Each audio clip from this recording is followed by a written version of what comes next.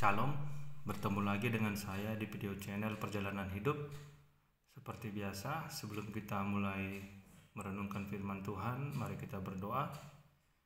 Terima kasih Tuhan Yesus Kristus buat hari yang indah, buat kesempatan yang indah, buat nafas kehidupan yang masih Engkau anugerahkan bagi kami. Tuhan Yesus Kristus, sebentar kami akan merenungkan firman-Mu. Sebelum kami merenungkan firman-Mu, kami mohon padamu berkati kami. Urapi kami dengan kuasa-Mu Roh Kudus, berikan kami hikmat pengertian, supaya kami mengerti akan kehendak-Mu dalam kehidupan kami. Dalam nama Tuhan Yesus Kristus, amin. Saudaraku yang terkasih dalam nama Tuhan Yesus Kristus, kali ini kita akan membahas tentang kesabaran dan tetap kuat di dalam penderitaan. Mari kita perhatikan Kitab Yakobus pasal 5, Yakobus pasal 5 ayat ke-10 dan ke-11. Yakobus pasal 5 ayat ke-10 dan ke-11. Perhatikan Alkitab saudara. Saudara-saudara, turutilah teladan penderitaan dan kesabaran para nabi yang telah berbicara demi nama Tuhan. Ayat 11, sesungguhnya kami menyebut mereka berbahagia, yaitu mereka yang telah bertekun. Kamu telah mendengar tentang ketekunan Ayub dan kamu telah tahu apa yang ada pada akhirnya disediakan Tuhan baginya, karena Tuhan Maha Penyayang dan penuh belas kasihan. Ya. Jadi Rasul Yakobus menasihati kita untuk meneladani kesabaran dari para nabi yang menderita demi nama Tuhan, yang telah berbicara demi nama Tuhan. Ya. Jadi Yakobus menasihati kita untuk belajar dari kisah-kisah para nabi. Bagaimana para nabi itu bersabar dalam ketekunannya untuk melayani Tuhan, dalam ketekunannya hidup di dalam Tuhan. Terutama di ayat 11, Rasul Yakobus menasihati kita untuk belajar dari ketekunan Ayub. Kita tahu kisah Ayub bagaimana, saudara. Ayub itu adalah seorang yang kaya, orang yang baik, orang yang saleh, orang yang takut akan Tuhan, orang yang menjauhi kejahatan. Tetapi Ayub itu dicobai oleh iblis, diizinkan Tuhan untuk menguji imannya. Bagaimana Ayub sabar, bagaimana Ayub bertahan, tetap kuat di dalam penderitaan, di dalam pencobaan yang ia alami.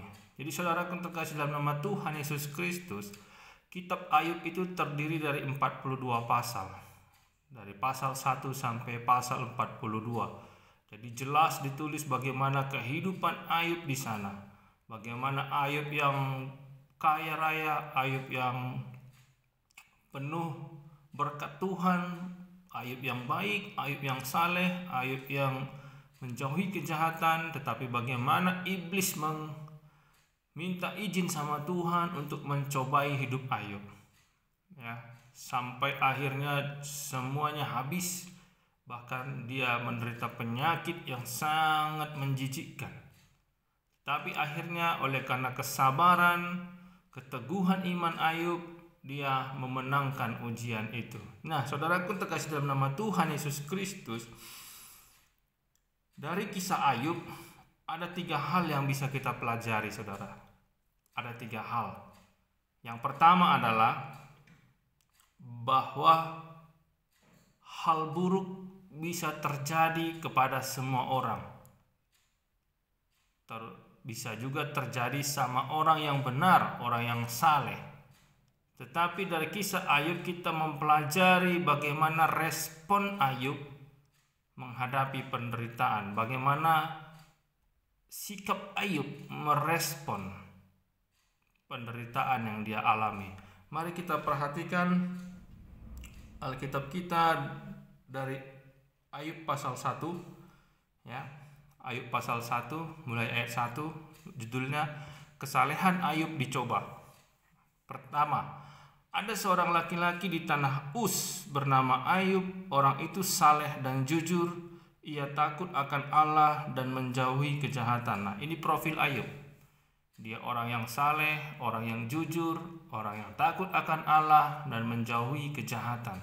Jadi dia itu orang yang bisa dikatakan sempurna dari segi keimanan, dari segi keagamaan, dari segi kerohanian. Dia sempurna. Dia takut akan Tuhan, dia jujur, dia saleh dan menjauhi kejahatan. Ayat 2, ia mendapat 7 anak laki-laki dan 3 anak perempuan. Nah, ini berkat Tuhan. Tuhan memberikan dia 7 anak laki-laki dan 3 anak perempuan. Berarti dia memiliki 10 anak. Kemudian ayat 3, ia memiliki 7.000 ekor kambing domba, 3.000 ekor unta, 500 pasang lembu, 500 keledai betina dan budak-budak dalam jumlah yang sangat besar, sehingga orang itu adalah yang terkaya dari semua orang di sebelah timur. Jadi Ayub termasuk orang yang terkaya, orang yang sangat kaya. Dia punya banyak harta. Jadi profil Ayub tadi dijelaskan di ayat pertama, dia orang baik, orang saleh, orang jujur, takut akan Tuhan, menjauhi kejahatan. Lalu dia punya 7 anak laki-laki, 3 anak perempuan, dan dia adalah orang yang sangat kaya di sebelah timur. Ayat 4, anak-anaknya yang lelaki biasa mengadakan pesta di rumah mereka masing-masing menurut giliran, dan ketiga saudara perempuan mereka diundang untuk makan dan minum bersama-sama mereka. Nah, ini style orang kaya. Ini menjelaskan bahwa memang Ayub sangat kaya, sehingga anak-anaknya selalu berpesta, selalu mengadakan pesta menurut giliran. Berarti 7 orang, berarti satu-satu, masing-masing. Setiap orang itu selalu mengadakan pesta bergiliran, dan anak perempuan mereka, adik saudara perempuan mereka selalu diundang dalam pesta itu. Kemudian ayat 5 dikatakan, setiap kali apabila hari-hari pesta telah berlalu, Ayub memanggil mereka dan menguduskan mereka. Keesokan harinya pagi-pagi bangunlah Ayub lalu mempersembahkan korban bakaran sebanyak jumlah mereka sekalian. Sebab pikirnya, mungkin anak-anakku sudah berbuat dosa dan telah mengutuki Allah di dalam hati. Demikianlah dilakukan Ayub senantiasa. Nah, ini gaya hidup Ayub. Inilah gaya hidup orang benar. Gaya hidup orang yang selalu takut akan Tuhan. Dia tidak pernah hanya memikirkan diri sendiri. Dia selalu mendoakan anak-anaknya. Dia selalu menguduskan anak-anaknya. Ya. Ini teladan yang harus kita ambil, saudara. Kita tidak tahu apa yang dilakukan oleh anak-anak kita di luar. Kita tidak tahu apa pekerjaan anak-anak kita sepanjang hari. Kita tidak tahu apakah anak-anak kita melakukan dosa di dalam aktivitasnya setiap hari. Tetapi sebagai orang benar, sebagai orang yang menjauhi kejahatan, Ayub memberi teladan kepada kita. Doakan anak-anak kita, supaya anak-anak kita ini tetap bisa kudus. Kita doakan, kita mohon ampunan kepada Tuhan. Siapa tahu anak-anak kita melakukan kesalahan. Siapa tahu anak-anak kita berdosa kepada Tuhan. Siapa tahu anak-anak kita itu melakukan kejahatan di hadapan Tuhan. Ya. Jadi setiap sebelum tidur, kita panggil anak-anak kita kuduskan, kita doakan mereka. Dan setiap pagi Ayub mempersembahkan korban bakaran untuk memohon ampunan atas semua dosa anak-anaknya. Sebutkan namanya satu-satu, saudara. Kalau anak Anda 3, doakan, sebutkan nama mereka satu persatu. Kuduskan mereka Tuhan. Misalnya nama anaknya Ayu, kuduskan Ayu Tuhan. Siapa tahu dia berdosa kepadamu, ampuni dia. Lalu adiknya namanya misalnya Ucok, ampuni juga anak saya yang bernama Ucok Tuhan. Lalu adiknya juga yang bernama mungkin Budi, ampuni Budi Tuhan. Mungkin dia sudah berdosa kepadamu, mungkin dia sudah melakukan kesalahan kepadamu, ampuni dia Tuhan. Jadi inilah style Ayub, inilah gaya hidup Ayub yang benar. Orang yang saleh di hadapan Tuhan, dia selalu berdoa untuk minta ampun atas dosa anak-anaknya. Lalu ayat 6. Pada suatu hari datanglah anak-anak Allah menghadap Tuhan, dan di antara mereka datanglah juga iblis. Maka bertanyalah Tuhan kepada iblis, "Dari mana engkau?" Lalu jawab iblis kepada Tuhan, "Dari perjalanan mengelilingi dan menjelajah bumi." Ini iblis, saudara. Ya, iblis itu tidak pernah diam. Dia selalu berkeliling. Makanya 1 Petrus 5 ayat 8 dikatakan, "Waspadalah dan berjaga-jagalah, sebab lawanmu iblis berjalan keliling seperti seekor singa yang mengaum-ngaum mencari mangsa yang akan ditelannya." Jadi iblis itu selalu berjalan mencari mangsa, mencari celah, mencari kesempatan untuk menghancurkan anak-anak Tuhan, untuk menghancurkan manusia yang takut akan Tuhan. Iblis selalu berjalan keliling, saudara. Dan jelas di sana, "Dari manakah engkau?" Lalu jawab iblis kepada Tuhan, "Dari perjalanan mengelilingi dan menjelajahi bumi." Artinya iblis selalu mencari-cari jiwa-jiwa yang bisa untuk dihancurkan. Iblis selalu berkeliling dari satu tempat ke tempat lain untuk melihat jiwa mana yang bisa dirusak, jiwa mana yang bisa dibinasakan.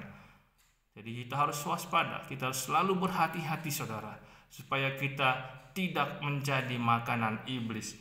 Lalu ayat 8 dikatakan, "Lalu bertanyalah Tuhan kepada iblis, apakah engkau memperhatikan hambaku Ayub? Sebab tiada seorang pun di bumi seperti dia yang demikian saleh dan jujur, yang takut akan Allah dan menjauhi kejahatan." Nah, Allah menegaskan kembali apa yang ditulis di ayat 1. Allah sendiri yang mengakui bahwa Ayub itu orang yang jujur, orang yang saleh, orang yang takut akan Allah dan menjauhi kejahatan. Jadi kalau sudah Allah yang mengklaim, maka benarlah Ayub orang benar. Benarlah Ayub itu orang saleh. Benarlah Ayub itu orang yang takut akan Allah. Karena Allah sendiri yang mengatakan, Allah sendiri yang mengklaim di ayat 8 ini. Kalau tadi Ayub yang mengklaim, kita bisa ragu, saudara. Kalau tadi Ayub yang menyatakan dirinya orang saleh, kita bisa ragu. Tetapi ini Allah sendiri yang mengatakan bahwa Ayub adalah orang yang saleh, yang takut akan Tuhan. Lalu ayat 9 dikatakan, "Lalu jawab iblis kepada Tuhan, apakah dengan tidak mendapat apa-apa Ayub takut akan Allah?" Nah, iblis mulai memfitnah. Iblis mulai membuat berita-berita palsu. Iblis mulai mendakwah. Inilah pekerjaan iblis. Apakah dengan tidak mendapat apa-apa Ayub bisa takut akan Tuhan? Iblis berkata seperti itu, saudara. Lalu ayat 10 dikatakan, "Bukankah engkau yang membuat pagar sekeliling dia dan rumahnya serta segala yang dimilikinya? Apa yang dikerjakannya telah kau biarkan dan telah kau berkati, dan apa yang dimilikinya makin bertambah di negeri itu." Jadi inilah keistimewaan orang baik, keistimewaan orang benar, keistimewaan orang yang takut akan Tuhan, yang menjauhi kejahatan. Ada perlindungan yang maha kuasa. "Bukankah engkau yang telah membuat pagar sekeliling dia dan rumahnya?" Jadi orang yang takut akan Tuhan itu mendapat perlindungan Tuhan, saudara. Jadi tidak ada rancangan-rancangan si jahat yang mampu menghancurkannya, karena Allah sendiri yang melindungi, Allah sendiri yang memberkati, Allah sendiri yang membuat pagar perlindungan bagi dia dan seisi rumahnya. Jadi sungguh berbahagia, saudara, kalau kita hidup dalam Tuhan, kita jujur, kita takut akan Allah, maka yakinlah bahwa tidak ada satu pihak pun yang mampu menghancurkan kita, karena Allah yang maha kuasa itu sendiri yang menjadi pelindung kita. Allah yang maha kuasa itu yang menjadi penolong kita, benteng kita, kota perlindungan kita. Jelas. Dan lalu apa yang dikatakan? Allah sendiri yang memberkati apa yang kita kerjakan. Jadi tidak ada ruginya tuh kita menjadi orang yang takut akan Tuhan. Tidak ada ruginya kita menjadi orang yang menjauhi kejahatan, orang yang hidup benar di hadapan Allah, yang melakukan kebenaran firman Tuhan. Inilah berkat yang akan kita terima, perlindungan Allah yang maha kuasa. Kalau sudah Allah di pihak kita, siapakah yang menjadi lawan kita, saudara? Tidak ada. Kalau sudah Allah yang melindungi kita, siapakah yang mampu menghancurkan kita? Tidak ada. Dan ini diakui oleh iblis di ayat 10. Ya, Ayub 1 ayat 10 tadi. Bukankah engkau yang membuat pagar sekeliling dia dan rumahnya serta segala yang dimilikinya, semuanya. Jadi kalau saya takut akan Tuhan, saya orang jujur di hadapan Tuhan, orang yang saleh, orang menjauhi kejahatan, maka Allah akan membuat pagar dari ujung rambut saya sampai ujung kaki. Dan bukan cuma saya, istri dan anak-anak saya juga dilindungi oleh Allah yang Maha Kuasa, dari ujung rambut sampai ujung kaki mereka. Dan bukan cuma itu, semua yang ada dalam isi rumah saya ini juga dilindungi oleh Allah yang Maha Kuasa. Dari depan sampai ke belakang, dari seluruh penjuru mata angin, rumah dan segala isinya diberikan perlindungan oleh Allah yang Maha Kuasa. Jadi siapa yang mampu menyentuh? Siapa yang mampu menghancurkan kalau Allah sendiri yang melindungi? Lalu kita lihat ayat 11. Nah, ini dia kelicikan iblis.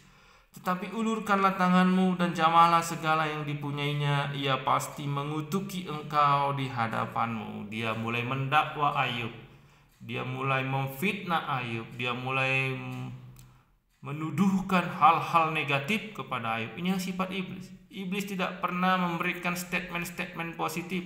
Iblis tidak pernah memberikan pernyataan-pernyataan yang baik. Iblis selalu memberikan statement-statement negatif. Iblis selalu memberikan statement-statement yang buruk, pernyataan-pernyataan yang jahat. Jadi ini sifat iblis. Jadi apakah manusia ada yang bersifat iblis? Banyak. Jadi kalau saudara selalu berpikir negatif, selalu menuduh yang negatif, selalu membuat pernyataan-pernyataan yang buruk, berarti Anda tidak ada bedanya dengan iblis. Nah, kita perhatikan ayat 12. Maka firman Tuhan kepada iblis, nah, segala yang dipunyainya ada dalam kuasamu, hanya janganlah engkau mengulurkan tanganmu terhadap dirinya. Kemudian pergilah iblis dari hadapan Tuhan. Jadi untuk membuktikan kesalehan Ayub, untuk membuktikan bahwa iblis salah, untuk membuktikan tuduhan-tuduhan iblis tidak benar, maka Allah memberikan izin sehingga perlindungan Allah kepada Ayub dan seluruh keluarganya dan seluruh hartanya dilepas. Maka iblis punya kuasa. Jadi ini saudara, ketika kita menderita, ketika kita mengalami persoalan, itu artinya saudara, perlindungan Allah sudah lepas dari hidup kita. Ketika kita mengalami masalah, perlindungan Allah tidak ada lagi bersama-sama dengan kita. Kenapa? Mari kita koreksi diri. Ya. Mari kita koreksi diri. Tapi kalau saya pribadi, saya bisa akui ketika saya menderita, ketika saya menghadapi persoalan yang berat, itu karena dosa-dosa saya. Karena saya belum seperti Ayub. Saya tidak bisa disamakan dengan Ayub yang jujur, yang saleh, yang takut akan Tuhan. Tidak. Jadi penderitaan yang saya alami itu karena dosa-dosa saya. Beda dengan Ayub. Penderitaan yang dialami Ayub itu semua hanya karena ujian, supaya iblis dipermalukan oleh Tuhan. Lalu di ayat 13, pada suatu hari ketika anak-anaknya yang lelaki dan yang perempuan makan-makan dan minum anggur di rumah saudara mereka yang sulung, datanglah seorang pesuruh kepada Ayub dan berkata, sedang lembu sapi membajak dan keledai-keledai betina makan rumput di sebelahnya, datanglah orang-orang Sheba menyerang dan merampasnya serta memukul penjaganya dengan mata pedang. Hanya aku sendiri yang luput sehingga dapat memberitahukan hal itu kepada Tuhan. Ayat 16, sementara orang itu berbicara, datanglah orang lain dan berkata, api telah menyambar dari langit dan membakar serta memakan habis kambing domba dan penjaga-penjaga. Hanya aku sendiri yang luput sehingga dapat memberitahukan hal itu kepada Tuhan. Ayat 17 lagi, Sementara orang itu berbicara, datanglah orang lain dan berkata, orang-orang Kasdim membentuk 3 pasukan, lalu menyerbu unta-unta dan merampasnya, serta memukul penjaganya dengan mata pedang. Hanya aku sendiri yang luput sehingga dapat memberitahukan hal itu kepada Tuhan. Ayat 18 lagi, sementara orang itu berbicara, datanglah orang lain dan berkata, anak-anak Tuhan yang lelaki dan yang perempuan sedang makan dan minum anggur di rumah saudara mereka yang sulung. Maka tiba-tiba angin ribut bertiup dari seberang padang gurun. Rumah itu dilandanya pada 4 penjurunya dan roboh menimpa orang-orang muda itu sehingga mereka mati. Hanya aku sendiri yang luput sehingga dapat memberitahukan hal itu kepada Tuhan. Jadi perhatikan saudara, ketika perlindungan Allah lepas dari hidup Ayub, dari istri dan anak-anaknya, dari keluarganya, dari hartanya, dari rumahnya, maka iblis punya kuasa menghancurkan segala sesuatunya. Dalam 1 hari, semua yang dimiliki Ayub habis. Dia yang adalah orang yang terkaya, orang yang sangat kaya, dalam 1 hari dia menjadi orang yang sangat miskin. Bahkan bukan cuma itu, ke-10 anaknya tadi juga mati dalam 1 hari. Bayangkan betapa ngerinya penderitaan Ayub. Bukan karena dosanya, bukan karena kesalahannya, tetapi karena iri dengki, sifat jahat iblis yang membuat Ayub mengalami semua itu. Siapakah dari kita yang pernah mengalami hal ini? Di dalam 1 hari, kemalangan demi kemalangan menghampiri kita. Kesialan demi kesialan menghampiri kita. Ibarat pepatah, sudah jatuh tertimpa tangga pula dan kena kotoran lagi. Jadi luar biasa penderitaannya. Tetapi ini yang harus kita teladani. Ini harus kita perhatikan, kita pelajari, kita lakukan dari sikap Ayub yang orang saleh. Baca ayat 20, maka berdirilah Ayub, lalu mengoyak jubahnya dan mencukur kepalanya, kemudian sujudlah ia dan menyembah. Sujudlah ia dan menyembah. Jadi saudara yang terkasih dalam nama Tuhan Yesus Kristus, disinilah kemenangan Ayub. Dia sujud, menyembah kepada Tuhan, dan dia tidak mengutuki Allah. Seberapa banyak dari kita saudara yang ketika mengalami persoalan itu hidup dalam kemarahan. Tuhan tidak adil, Tuhan itu jahat, Tuhan itu tidak mengasihiku. Banyak tuh, banyak sekali. Ketika kita menghadapi satu penderitaan, kita menyalahkan orang lain, kita menyalahkan Tuhan, kita menyalahkan keadaan, kita menyalahkan semuanya. Tetapi Ayub, yang orang terkaya, yang ketika dia diuji dalam 1 hari, dia mengalami penderitaan yang luar biasa. Tetapi apa yang dilakukan Ayub? Dia sujud menyembah. Lalu dikatakan di ayat ke-20, maka berdiri 21 katanya, dengan telanjang aku keluar dari kandungan ibuku, dengan telanjang juga aku akan kembali ke dalamnya. Tuhan yang memberi, Tuhan yang mengambil, terpujilah nama Tuhan. Ini respon yang harus dilakukan saudara. Ketika kita mengalami penderitaan, ketika kita mengalami masalah, maka respon yang seharusnya kita ambil adalah kita sujud, menyembah, memuji Tuhan dan berkata, terpujilah nama Tuhan. Tuhan yang memberi, Tuhan yang mengambil. Itu artinya adalah saudara Ayub menyadari bahwa apa yang ia punyai, apa yang dia miliki, itu semuanya adalah kepunyaan Allah. Itu semuanya adalah milik Tuhan. Itu hanya titipan. Jadi dia tidak terikat dengan harta dunianya. Dia tidak terikat dengan apapun di dunia ini, sehingga dia bisa berkata, terpujilah nama Tuhan. Jadi kalau orang-orang yang terikat akan hartanya, terikat akan dunia ini, dia pasti akan sangat menderita. Bahkan tanpa pikir panjang dia bisa mengakhiri hidupnya. Dia bisa menyelesaikan hidupnya di dunia ini. Kenapa? Dia tidak sanggup menerima semua itu. Tapi inilah respon Ayub yang harus kita teladani. Ketika kita hidup dalam penderitaan, ketika masalah itu menghancurkan kita, maka kita harus sujud menyembah, memuji Tuhan, dan berkata, terpujilah nama Tuhan. Tuhan yang memberi, Tuhan yang mengambil. Dan apa respon ayat 22? Dalam kesemuanya itu Ayub tidak berbuat dosa dan tidak menuduh Allah yang berbuat kurang patut. Jelas. Jadi ini pelajaran yang bisa kita ambil dari kisah Ayub. Kemudian tadi yang pertama adalah hal buruk bisa terjadi kepada orang yang benar. Itu yang pertama. Jadi tidak semua hal yang kita inginkan itu bisa terjadi, saudara. Tidak semua hal, ya. Bisa saja hal buruk itu menimpa kita. Bisa saja hal buruk itu menghampiri kita. Masalah-masalah itu bisa saja menghampiri kita. Lalu, apa yang kedua yang bisa kita ambil pelajaran dari kisah Ayub?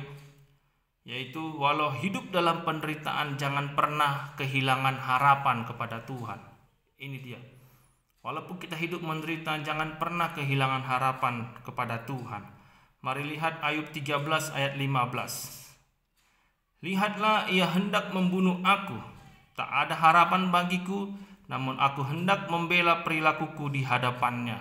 Ya. Jelas dikatakan Ayub di sana. Ketika Allah sudah bertindak, siapa yang menjadi lawan kita? Siapa yang bisa menolong kita? Ketika Allah yang berkarya, siapa yang bisa menyelamatkan kita? Ya, Ayub mengakui itu. Lihatlah, ia hendak membunuh aku. Tak ada harapan bagiku. Tapi apa respon Ayub? Namun aku hendak membela perilakuku di hadapannya. Artinya, walaupun Allah sendiri yang menjadi lawan kita, walaupun Allah sendiri yang melepaskan perlindungannya, tapi Ayub tidak mau berbuat dosa. Dia membela perilakunya di hadapan Allah. Artinya dia tetap berharap kepada Allah. Dia tidak berubah. Kalau dulu dia diberkati, dia tetap saleh, maka ketika dia menderita, dia juga tetap saleh. Kalau ketika dia diberkati, dia adalah orang yang takut akan Tuhan, maka ketika dia menderita, dia adalah juga orang yang takut akan Tuhan. Lalu dikatakan Ayub 19 ayat 26. Juga sesudah kulit tubuhku sangat rusak, tanpa daging, ayat 25. Ayub 19 ayat 25 dikatakan, tetapi aku tahu penebusku hidup dan akhirnya ia akan bangkit di atas debu. Inilah dia, saudara. Ketika Ayub tetap setia dalam penderitaannya, tetap takut akan Tuhan dalam penderitaannya, tetap berharap kepada Tuhan, maka Allah menunjukkan masa depan kepadanya. Allah menunjukkan apa rencana Allah kepadanya. Bayangkan, Ayub 19 ayat 25 dikatakan, aku tahu penebusku hidup. Berarti dia melihat Yesus Kristus yang menebus dia mati di kayu salib dan akhirnya bangkit dari antara orang mati. Ya. Antara Ayub sampai zaman Yesus itu terpisah atau berada dalam jarak ribuan tahun. Tetapi Allah yang Maha Kuasa menunjukkan kepada Ayub bahwa Allah itu akan hadir. Dia akan menebus dosa-dosa manusia, termasuk dosa Ayub. Jadi ini pernyataan Ayub tentang penebusan Yesus Kristus bagi semua umat manusia. Allah sendiri yang menunjukkan di masa yang akan datang. Ayub sudah melihat bahwa akan ada peristiwa penebusan. Ayub sudah melihat bahwa akan datang Mesias, Sang Juru Selamat yang menyelamatkan hidupnya daripada kematian oleh karena dosa. Ini jelas. Inilah yang akan dialami oleh orang-orang yang tetap bertaruh harap kepada Tuhan. Tuhan akan menunjukkan masa depan yang baik kepada orang tersebut. Ayat 26 dikatakan, juga sesudah kulit tubuhku sangat rusak, tanpa dagingku pun aku akan melihat Allah. Jadi Allah memberikan penglihatan kepada Ayub bahwa ketika itu dia sudah tidak ada lagi. Dia sudah menjadi tanah, dia sudah menjadi roh, dia sudah menjadi arwah, tapi dia bisa melihat Allah. Dia bisa melihat penebus itu hidup. Dia bisa melihat peristiwa kematian Yesus Kristus di kayu salib dan bangkit dari antara orang mati pada hari ketiga. Ini penglihatan Ayub diberikan oleh Tuhan. Jadi orang-orang yang tetap bertahan pada penderitaannya, tetap setia memuji Tuhan dalam penderitaannya, tetap kuat mengikut Tuhan dalam penderitaannya, maka Tuhan menunjukkan masa depan yang cerah kepadanya.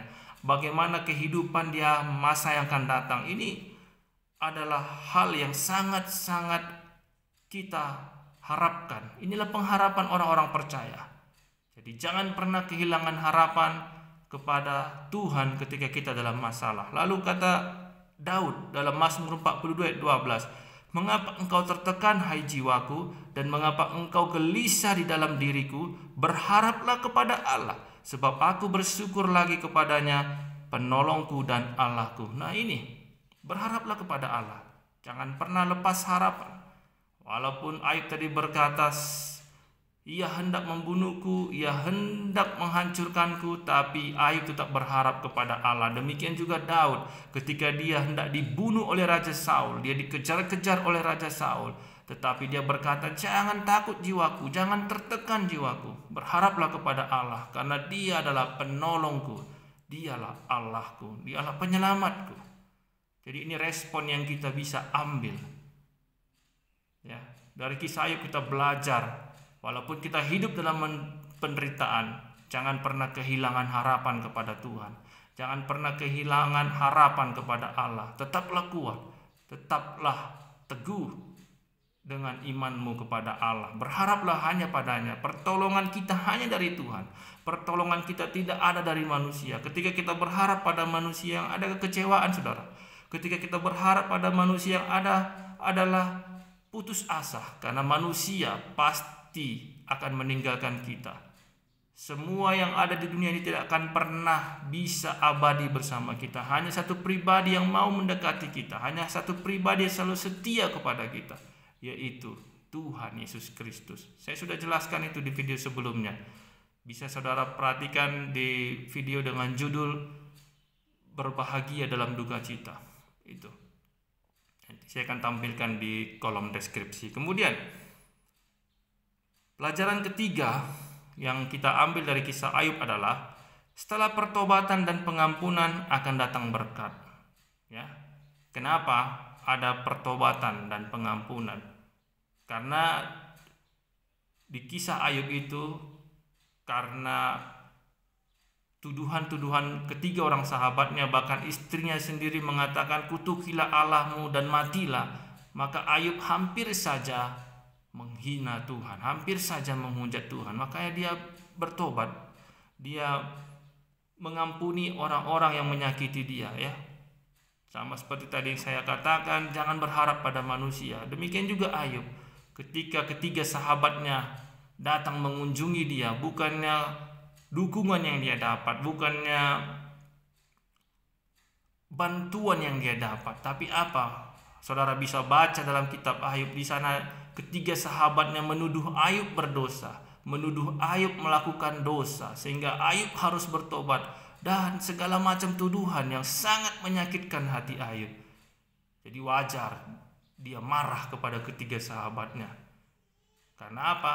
Karena ketiga sahabatnya menuduh dia berdosa. Sementara tadi Allah sudah berfirman di Ayub 1 bahwa tidak ada orang yang sejujur Ayub, sesaleh Ayub, yang takut akan Tuhan. Tetapi sahabat-sahabatnya menuduh Ayub berdosa, sahabat-sahabatnya menuduh Ayub itu melakukan kesalahan di hadapan Tuhan, sehingga sahabat-sahabatnya mengatakan Ayub harus bertobat.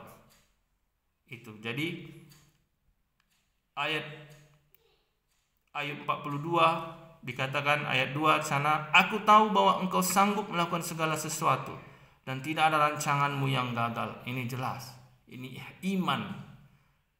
Dalam persoalan, dalam penderitaan, Ayub berkata, "Aku tahu tidak ada rancanganmu yang gagal. Aku tahu Tuhan, Tidak ada sesuatu yang mustahil bagimu. Apa yang mustahil bagi manusia itu bisa mungkin terjadi bagimu. Ini iman. Ya, inilah pertobatan.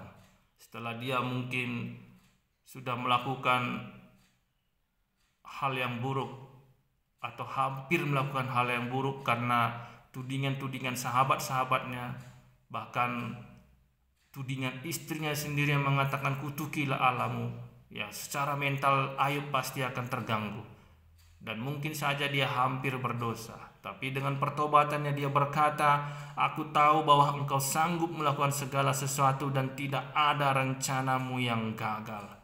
Inilah Ayub mulai bertobat. Dia mulai mengakui kembali kebesaran Tuhan. Dia mulai mengakui kembali kehebatan Tuhan.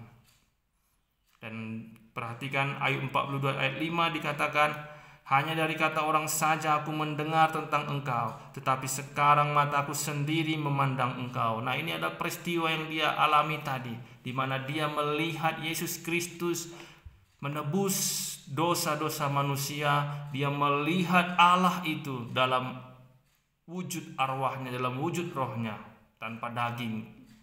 Dia bisa melihat Allah. Jadi dia berkata, selama ini aku mendengar engkau dari orang saja, dari kebenaran firman Tuhan, dari khotbah-khotbah di bait Allah. Ayub hanya mendengar itu, tetapi dengan peristiwa ini Ayub memandang Allah sendiri. Luar biasa, saudara. Inilah yang kita harapkan, saudara. Ketika kita hidup dalam penderitaan, ketika kita dalam masalah, kita harus tetap kuat dan setia, kita tetap sabar, kita tetap teguh dalam Tuhan.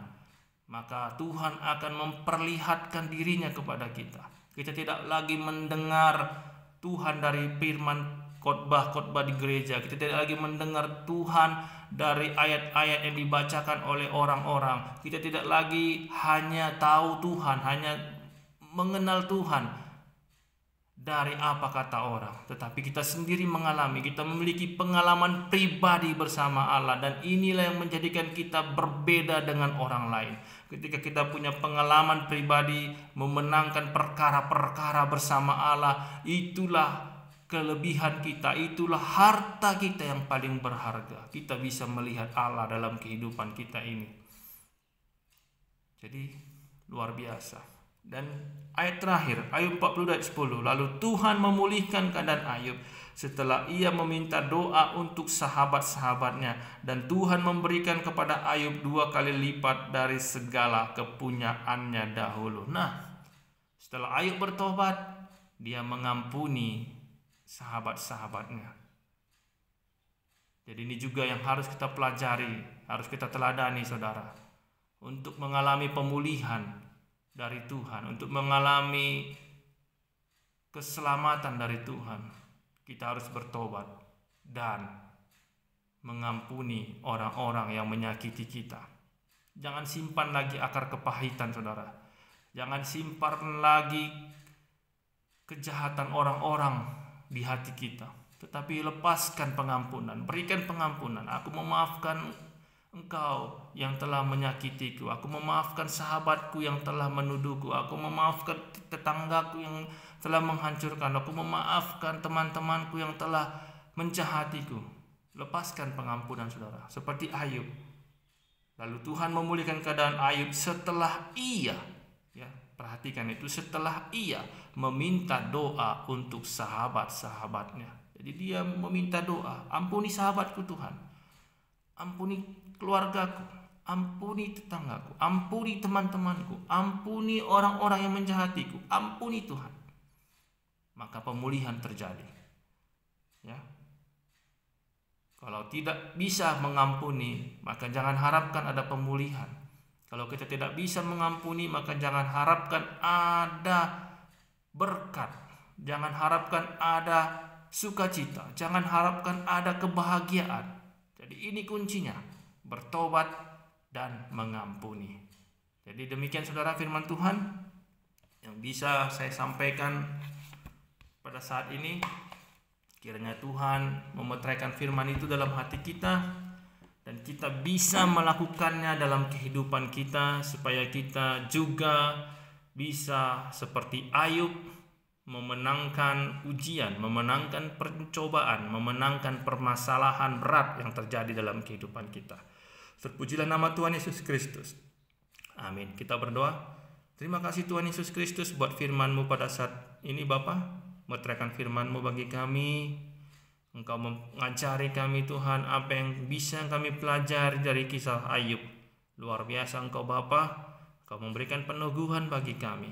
Engkau memberikan solusi bagi kami. Engkau memberikan jalan keluar bagi kami untuk menyelesaikan semua persoalan kehidupan kami. Terima kasih Tuhan meterangkan firman-Mu. Biarlah firman-Mu berakar dan bertumbuh kuat di dalam hati kami, menjadi kekuatan bagi kami menjalani kehidupan ini, melewati badai persoalan kehidupan kami. Terima kasih Tuhan, dalam nama Yesus Kristus. Amin. Terima kasih saudara sudah menyaksikan video ini. Kita bertemu di dalam video selanjutnya. Tuhan Yesus Kristus memberkati kita semua. Amin.